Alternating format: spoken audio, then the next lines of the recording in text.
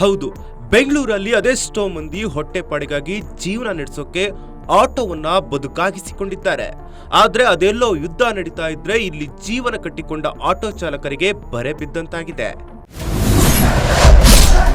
LPG gas ಸಮಸ್ಯೆಗೆ ಮುಕ್ತಿ ಇಲ್ಲವೇ ಇಲ್ವಾ?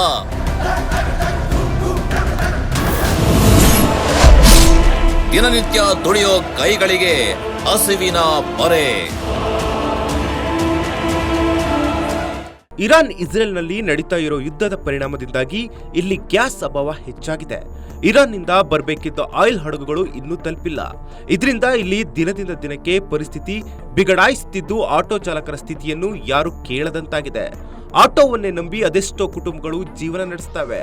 ಆದರೆ ಗ್ಯಾಸ್ ಸಿಗದ ಪರಿಣಾಮ ಆಟೋ ಚಾಲಕರ ಪರಿಸ್ಥಿತಿ ಬೀದಿಗೆ ಬಂದಂತಾಗಿದೆ. ಅಲ್ಲಿ ವಾರ್ ನಡೆದ್ರೆ ಇಲ್ಲಿ ಹೊಟ್ಟೆ ತುಂಬೋಲ್ಲ. ಬದುಕಿನ ಜೀವನಕ್ಕೆ ಆಟೋ ಆಸರೆ.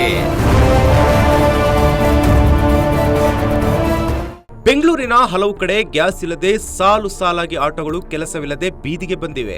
ಸ್ವಾಮಿ, ಆಟೋ ಇಟ್ಕೊಂಡು ಮನೆ ಮಕ್ಕಳು ಅಂತ ಜೀವನ ನಡೆಸ್ತಾ ಇದೀವಿ. ಈಗ ನೋಡಿದ್ರೆ ಬಂಕ್ನಲ್ಲಿ ಗ್ಯಾಸ್ ಇಲ್ಲ ಅಂತಿದ್ದಾರೆ. ಹೀಗಾದ್ರೆ ಮೈ ಮೇಲೆ ಬಟ್ಟೆನು ಉಳಿಯಲ್ಲ, ಜೀವನ ನಡೆಸಕ್ಕೂ ಆಗೋದಿಲ್ಲ ಅಂತ ಆಟೋ ಚಾಲಕರು ತಮ್ಮ ಅಳಲು ತೋಡ್ಕೊಂಡಿದ್ದಾರೆ. ಏನೂ ಇಲ್ಲ ಸರ್, ಇವಾಗ ಪ್ರೆಸೆಂಟು ಆಟೋದವ್ರು ಏನು ಉಳಿಲ್ಲ, ಮೈ ಮೇಲೆ ಬಟ್ಟೆನೂ ಉಳಿಯಲ್ಲ ಸರ್. ಇನ್ನು ಸಾಯೋದೊಂದೇ ಗತಿ ಬಿಟ್ಟು ಬೇರೆ ಗತಿನೂ ಇಲ್ಲ. ನೀವು ಎಲ್ಲಿ ಹೊರಗಡೆ ಬಂದರೆ ಗ್ಯಾಸ್ ಸಿಗ್ತಿಲ್ಲ, ಮನೇಲಿ ಹೋದರೆ ಮನೇಲಿ ಕಷ್ಟ, ಹೊರಗಡೆ ಬಂದರೆ ಗ್ಯಾಸ್ ಕಷ್ಟ. ಗ್ಯಾಸ್ ಇದ್ಮೇಲೆ ಆರ್ಡ್ರ್ ಸಿಗಲ್ಲ. ಆರ್ಡ್ರ್ ಸಿಕ್ಕರೆ ಅದು ಏನು ಯೂಸ್ ಇಲ್ಲ.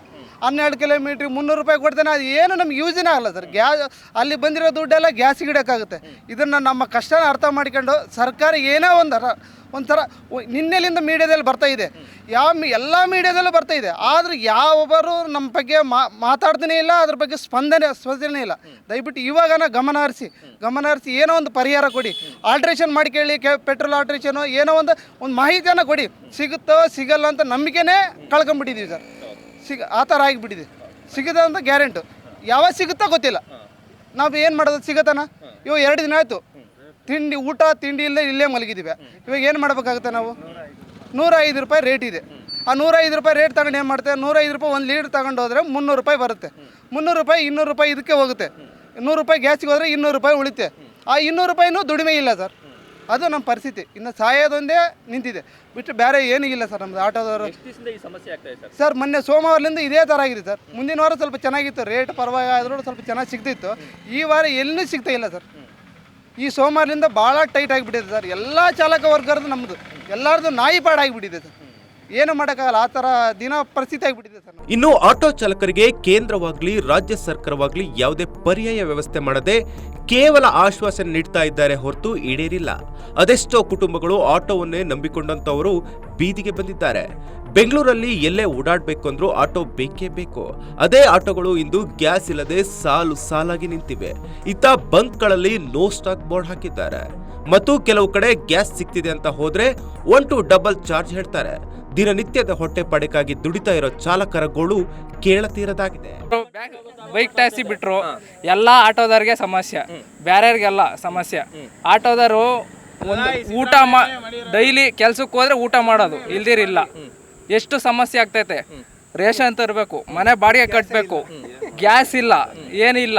ಈ ಥರ ಆದರೆ 65 ರೂಪಾಯಿ ಇರೋದು ಇವತ್ತು 100 ರೂಪಾಯಿ 110 ರೂಪಾಯಿ ಆದರೆ ಹೆಂಗೆ ಸರ್ ಜೀವನ ಮಾಡೋದು? ಭಾರಿ ಕಷ್ಟ ಆಗಿದೆ ಸರ್. ಇವಾಗ ಪಂಪೋರೆಲ್ಲ ಕೇಳಿದ್ರೆ ಅಂತ ಹೇಳ್ತಿದ್ದಾರೆ ಅವರು ಇವತ್ತು ಬರಲ್ಲ ಅಂತ ಹೇಳ್ತಾ ಇದ್ದಾರೆ ಸರ್. 3 ದಿನದಿಂದ ಇದೇ ಹೇಳ್ತಾ ಇದ್ದಾರೆ. 3 ದಿನ ಆಯ್ತು, 1,500 ಗಾಡಿ ನಿಂತಿದ್ದಾವೆ ಏಕ. ಇದು ಸಮಸ್ಯೆ ಆಗಿದೆ. ಫುಲ್ LPG ಭಾರಿ ತೊಂದರೆ ಆಗಿದೆ sir.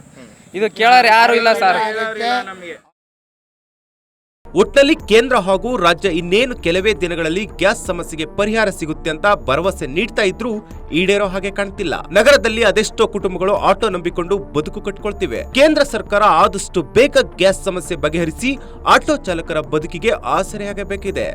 Abhilash JK, news desk, ಸಂಪೂರ್ಣ ನ್ಯೂಸ್, ಬ್ಯಾಂಗ್ಳೂರು.